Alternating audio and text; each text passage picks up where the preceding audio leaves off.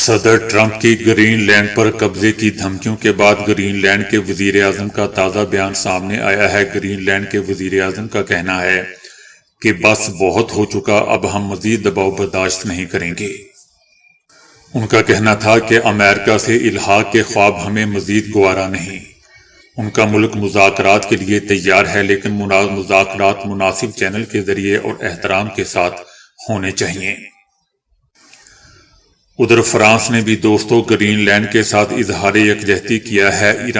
France کا کہنا ہے کہ سرحدیں طاقت سے تبدیل نہیں کی جا سکتی، گرین لینڈ کے عوام اور ڈنمارک کے عوام کا ہے اور یہ ان پر منحصر ہے کہ اس کے ساتھ کیا کرتے ہیں۔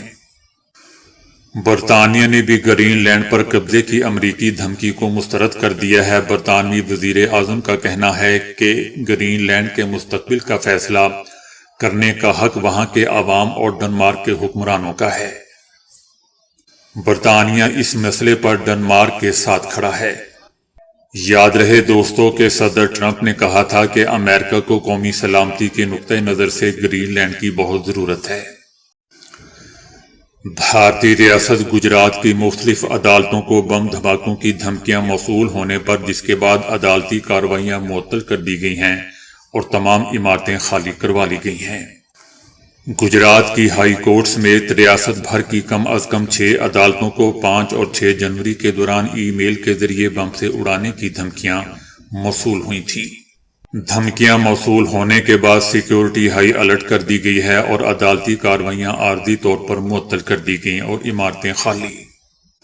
پولیس کی ٹیموں نے عدالتوں کی مکمل تلاشی لی ہے۔ حکومت کا کہنا ہے کہ تاحال کوئی مشکوک شے برآمد نہیں ہوئی۔ سیکیورٹی ابھی بھی سخت رکھی گئی ہے۔ لیفٹیننٹ جنرل احمد شریف چودھری کا کہنا ہے کہ ہندوستان کے آپریشن سندور کی کالک ابھی تک اس کے منہ سے نہیں جا رہی۔ D G S P R کا کہنا تھا کہ گزشتہ سال مئی میں مارکہ حق اور اکتوبر میں افغان سرحد پر جھڑپیں ہوئی، دنیا نے دیکھا کہ مارکہ حق میں ہندوستان کا منہ کالا کیا گیا، جو بہت ضروری تھا۔ بھارت نے مارکہ حق کے بعد تقریب کاری کو خوب ہوا دی۔ اکتوبر 2025 میں تقریب کاروں پر پاک افغان بارڈر پر حملے کیے گئے۔ گھنٹوں میں درجنوں افغان پوسٹوں کو صفحہ ہستی سے مٹا دیا گیا۔ D G S P R کا دوستوں یہ بھی کہنا تھا کہ ہندوستان نے نام نہاد سندور آپریشن میں بچوں اور خواتین کو نشانہ بنایا۔ ہندوستان کون ہوتا ہے کہ ہمارے کسی شہر کو نشانہ بنائے؟ یہ حق ہندوستان کو کسی نے نہیں دیا کہ وہ پاکستان کے کسی شہری یا انفراسٹرکچر کو نقصان پہنچائے۔ ہندوستان کے آپریشن سندور کی کالک ابھی تک اس کے منہ سے نہیں جا رہی۔ فلسطین کا برطانیہ میں دوستوں سفارت خانہ کھل گیا ہے۔ لندن میں فلسطینی سفارت خانے کا کھلنا تاریخی اور یادگار لمحہ ہے۔ لندن میں سفارت خانہ فلسطینی شناخت، عالمی پہچان اور خود مختاری کی علامت ہے۔ برطانوی میڈیا کا کہنا ہے کہ برطانیہ نے ستمبر 2025 میں فلسطینی ریاست کو تسلیم کر لیا تھا۔ فلسطینی سفارت خانے کی عمارت پہلے فلسطینی مشن تھی۔ فلسطینی مشن کی عمارت اپ گریڈ ہو کر سفارت خانہ بن چکی ہے۔ دوستو یاد رہے کہ گزشتہ ماہ کچھ نقاب پوش افراد نے اسرائیلی جھنڈے لہرا کر اس عمارت کو نقصان بھی پہنچایا تھا۔ آذربائیجان نے کہا ہے کہ ان کا ملک اپنی سرحدوں سے باہر بشمول غزہ کسی بھی امن مشن میں فوجی دستہ بھیجنے کا کوئی ارادہ نہیں رکھتا۔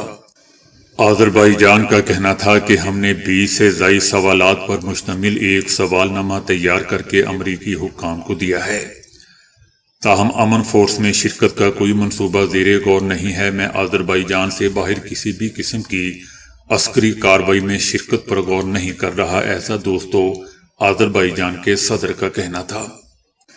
اس سے پہلے بھی آذربائیجان کی حکومت نے کہا تھا کہ جب تک اسرائیل اور حماس کے درمیان لڑائی مکمل طور پر بند نہیں ہو جاتی، آذربائیجان ایسی کسی کارروائی کے لیے فوج فراہم نہیں کر سکتا۔ امریکہ کے ٹائم میگزین نے لکھا ہے کہ صدر ٹرمپ نے 2026 کا آغاز ایک حیران کن اور متنازع فوجی کارروائی سے کیا، جس میں وینزویلا کے رہنما نیکولس کو گرفتار کر کے امریکی خارجہ پالیسی میں غیر ملکی مداخلت کے نئے خطرات کو اجاگر کر دیا۔ یہ اقدام ایسے وقت میں سامنے آیا جب ٹرمپ نے 2025 میں نوبیل امن انعام نہ جیتنے کے بعد اپنی بین الاقوامی ساکھ کو دوبارہ مضبوط کرنے کی کوشش کی۔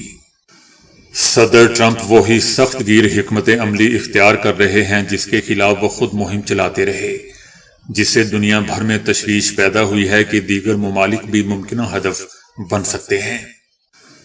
صدر ٹرمپ اور کولمبیا کے صدر گستاوو پیٹرو کے تعلقات پہلے ہی کشیدہ چل رہے ہیں، اور ٹرمپ نے پیٹرو کو منشیات کے غیر قانونی رہنما قرار دیتے ہوئے کولمبیا میں ممکنہ فوجی کارروائی کی دھمکی دی ہے۔ کیوبا کے حوالے سے ان کے بیانات میں تضاد نظر آیا۔ ایک طرف انہوں نے اسے ناکام قرار دیا، مگر بعد میں کہا کہ مداخلت کی ضرورت نہیں، یہ خود ہی گر جائے گا۔ وینزویلا کی کارروائی نے صدر ٹرمپ کی گرین لینڈ کو امریکہ میں شامل کرنے کی پرانی خواہش کو دوبارہ اجاگر کیا، جس پر ڈنمارک کی وزیر اعظم نے سختی سے تردید کی۔ اس کے علاوہ دوستو، امریکی صدر ٹرمپ کولمبیا کو بھی خبردار کر چکے ہیں۔ دوسری طرف وینزویلا پر امریکی حملے کے بعد امریکیوں کے رائے سامنے آئی ہے، جس میں ایک بڑی تعداد نے حملے کی مخالفت کی ہے۔ صرف 33% امریکی وینزویلا پر امریکی حملے کے حامی ہیں، جبکہ 72-73% امریکیوں کو خدشہ ہے کہ امریکہ وینزویلا میں حد سے زیادہ ملوث ہو رہا ہے۔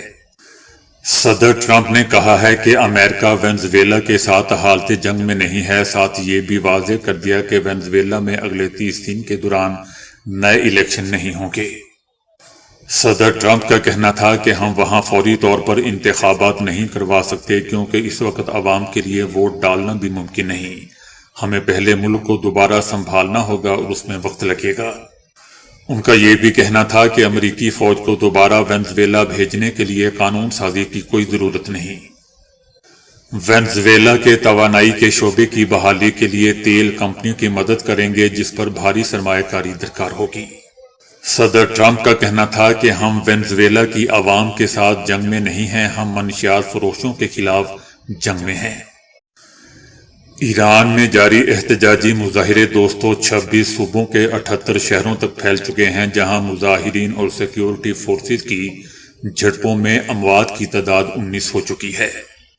فائرنگ کے واقعات میں 50 سے زائد مظاہرین زخمی ہوئے ہیں، جبکہ ایرانی سیکیورٹی فورسز نے 990 افراد کو گرفتار بھی کیا ہے۔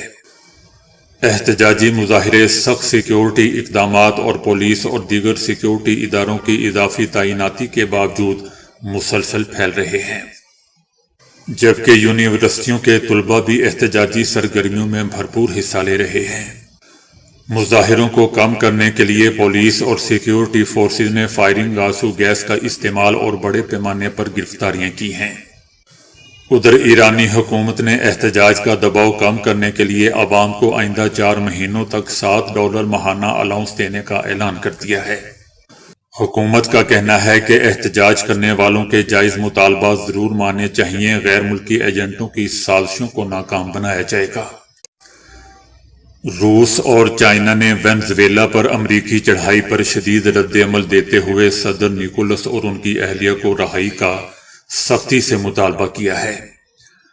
روس اور چائنا کا کہنا ہے کہ کراکس میں امریکی جرائم کا کوئی جواز نہیں، امریکہ کو یہ اجازت نہیں دی جانی چاہیے وہ خود کو کسی قسم کا اعلیٰ ترین منصب قرار دے یا چوکیدار یا تھانے دار یا کسی بھی ملک پر حملہ کرے۔ روس اور چائنا کا کہنا ہے کہ لا قانونیت کے دور اور طاقت کے زور پر امریکی بالادستی کی واپسی کا پیش خیمہ ہے۔ اس کے علاوہ چائنا اور روس کا کہنا ہے کہ کوئی بھی ملک نہ تو دنیا کا پولیس مین بن سکتا ہے اور نہ ہی خود کو عالمی منصب سمجھنے کا حق رکھتا ہے۔ طاقت کے اندھا دھند استعمال سے صرف مزید بڑے بحران جنم لیں گے۔ امریکہ دھونس اور جبر پر مبنی اپنی پالیسیوں کو ختم کر دے۔ یاد رہے دوستو کہ امریکہ نے ہفتے کو وینزویلا پر حملہ کیا اور امریکی ڈیلٹا فورس وینزویلا کے صدر نیکولس اور ان کی اہلیہ کو ان کے صدارتی محل سے اٹھا کر گھسیٹتے ہوئے لے گئے۔ امریکی صدر ٹرمپ نے خود کہا تھا کہ نیکولس اور ان کی بیوی کو ان کے بیڈ روم سے پکڑ کر نیو یارک لایا گیا ہے۔ امریکہ میں ان کے خلاف منشیات اور تخریب کاری کے الزامات کے تحت مقدمہ چلے گا۔ ڈی جی اے S P R lieutenant general Ahmad Sharif Chaudhry کا کہنا ہے کہ گزشتہ سال تخریب کاری کے 80% واقعات خیبر پختونخوا میں ہوئے۔ اس کی وجہ یہ ہے کہ وہاں تخریب کاروں کو سازگار سیاسی ماحول فراہم کیا جاتا ہے۔ لیفٹیننٹ جنرل احمد شریف چودھری کا کہنا تھا کہ گزشتہ سال ملک بھر میں مجموعی طور پر 27 خودکش حملے ہوئے، جن میں سے 16 خیبر پختونخوا میں رپورٹ ہوئے۔ ان حملوں میں 2 حملے خواتین کی جانب سے بھی کیے گئے۔ ان کا کہنا تھا کہ سیکیورٹی فورسز کی حکمت عملی اور آپریشن کی بدولت تخریب کاروں کے خلاف کارروائیاں پہلے سے کہیں زیادہ مؤثر ہو رہی ہیں۔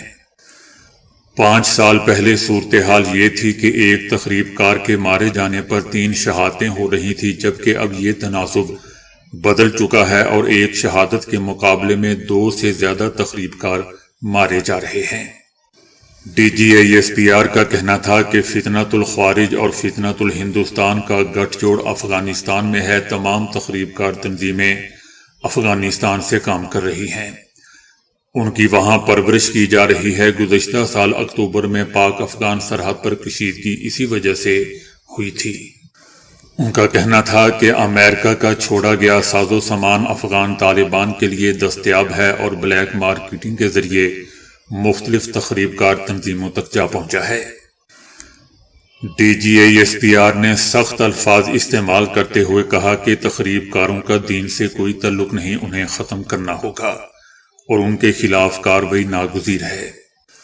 تخریب کاروں سے نمٹنے کے لیے خود کو مسلح کرنا ہوگا، تربیت حاصل کرنا ہوگی، درست ٹیکنالوجی اپنانا ہوگی، بیانیہ تشکیل دینا ہوگا اور قوم کو ساتھ لے کر چلنا ہوگا۔ ڈی جی اے ایس پی آر کا یہ بھی کہنا تھا کہ تخریب کاری کے خلاف جنگ میں سیاسی جماعتوں، خاص طور پر خیبر پختونخوا کی ڈی جی اے ایس پی آر کا کہنا تھا کہ پوری قوم اور سیکیورٹی فورسز تخریب کاری کے خلاف جنگ میں قربانیاں دے رہی ہے اور ایک صوبے کی حکومت یعنی خیبر پختونخوا کی حکومت کہتی ہے کہ ہم وہاں آپریشن نہیں ہونے دیں گے۔ تو کیا یہ لوگ چاہتے ہیں کہ جس طرح سوات میں ان تخریب کاروں نے ہزاروں افراد کو شہید کیا، یہ دوبارہ سے ایسا ہی تخریب کاری کا ماحول پیدا کر دیں؟ ان کا کہنا تھا کہ ایک جماعت کا بیانیہ کھل کر سامنے آ چکا ہے۔ دوستو، ان کا پاکستان تحریک انصاف کی طرف اشارہ تھا۔ ڈی جی اے ایس پی آر کا کہنا تھا کہ ان لوگوں کا بیانیہ کھل کر سامنے آ گیا ہے۔ ان لوگوں کے پاس وہی پرانا سیاسی بیانیہ ہے۔ اگر ان سے کوئی 2 سے 3 سوال کر لے تو ان کے پاس کوئی جواب نہیں ہوتا۔ یہ فتنۃ الخوارج کا منظور نظر بننا چاہتے ہیں۔ ڈی جی اے ایس پی آر کا یہ بھی کہنا تھا کہ وزیر اعلیٰ خیبر پختونخوا فرما رہے ہیں کہ افغانستان ہماری مدد کرے، یہ فرما رہے ہیں کہ کابل ہماری سیکیورٹی گارنٹی دے۔ یہ کون سی تسکین کی پالیسی ہے؟ یہ ایک مضحکہ خیز پالیسی ہے کہ آپ افغانستان سے کہتے ہو کہ ہماری مدد کریں۔ وزیر اعلیٰ کے بھی ایک مضحکہ خیز بات کر رہا ہے۔ ڈی جی اے ایس پی آر کا کہنا تھا کہ خیبر پختونخوا کا وزیر اعلیٰ کا بیانیہ بھی کھل کر سامنے آ چکا ہے۔ اگر ملٹری آپریشن نہیں کرنا تو کیا خارج کے پیروں میں بیٹھنا ہے؟ کیا خارجی نور ولی محسوس کو صوبے کا وزیر اعلیٰ لگا دیا جائے، اس کی بیعت کر لی جائے، یا کیا ہیبت اللہ بتائیں گے کہ 4 سدہ میں کیا ہوگا؟ ڈی جی اے ایس پی آر نے دوستو پریس کانفرنس میں اسد قیصر کا کلپ اور عمران خان کے ٹویٹس بھی چلائے اور کہا کہ آپ غور سے سنیں کہ فوج وفاقی حکومت کا ادارہ ہے، ہمیں پاکستان کی سلامتی کی حفاظت کا آئینی حکم ہے۔ آپ کو یہ کوئی اجازت نہیں دیتا کہ آپ اپنی سیاست کے لیے اپنے علاقوں کو تخریب کاروں کے حوالے کر دیں۔ ڈی جی اے ایس پی آر نے دوستو وزیر اعلیٰ خیبر پختونخوا سہیل آفریدی کا مساجد میں ڈاگ باندھنے سے متعلق ایک بیان دکھایا اور کہا کہ یہ صاحب مضحکہ خیز بات کر رہا ہے، کیونکہ جب کوئی لاجک اور آرگومنٹ نہ ہو تو ایسی ہی بات چیت ہوتی ہے جس کا نہ کوئی سر ہے، نہ پیر، نہ آگے اور نہ پیچھے۔ ڈی جی اے ایس پی آر کا کہنا تھا کہ یہ لوگ کہتے ہیں کہ ہم مرنے کے لیے تیار نہیں ہیں، ہم کھڑے نہیں ہوں گے، ہم تخریب کاروں کے ساتھ جا ملیں گے۔ ڈی جی اے ایس پی آر کا کہنا تھا کہ تخریب کاروں کے خلاف یہ لوگ بیان نہیں دیتے۔ تخریب کاروں نے کبھی اس جماعت کو نشانہ کیوں نہیں بنایا؟ یہ حیرت کی بات ہے۔ DGASPR کا دوستو آخر میں کہنا تھا کہ تخریب کار کا کوئی رنگ یا شیڈ نہیں ہوتا، ہمیں کسی تخریب کار سے کوئی ہمدردی نہیں۔ تخریب کاروں کا ایک باپ افغان طالبان ہے، ہم حق پر ہیں اور حق کو غالب ہی آنا ہے۔ ہمیں تخریب کاری کے خلاف جنگ لڑنے پر فخر ہے۔